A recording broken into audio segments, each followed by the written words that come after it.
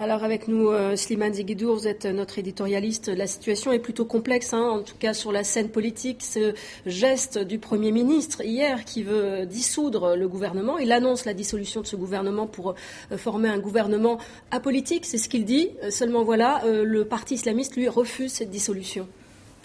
Oui, il la refuse, mais il n'a qu'un avis consultatif, même si les deux ministères régaliens les plus importants du gouvernement tunisien, c'est-à-dire celui de la justice et de l'intérieur, en sont directement issus.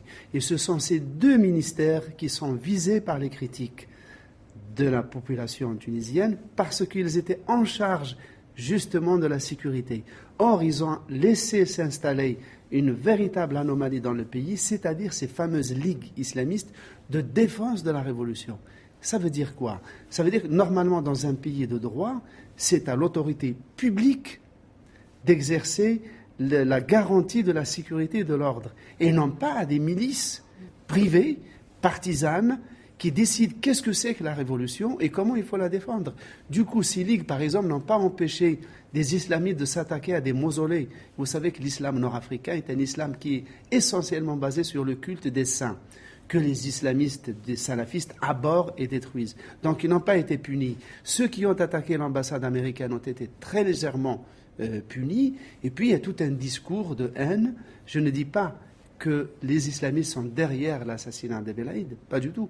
Mais il est évident que ces deux ministres qui sont issus d'un Nahda ont péché au moins par omission. Et donc, la dissolution du gouvernement actuel est le minimum que pouvait faire ce leadership en ce moment. Qu'est-ce qui peut se passer concrètement maintenant quand le Premier ministre parle d'un gouvernement apolitique et seulement composé de personnes issues de technocrates? Vous pensez que c'est possible? C'est-à-dire que s'il fait un gouvernement politique qui représente les différentes tendances, on va rentrer dans des marchandages infinis.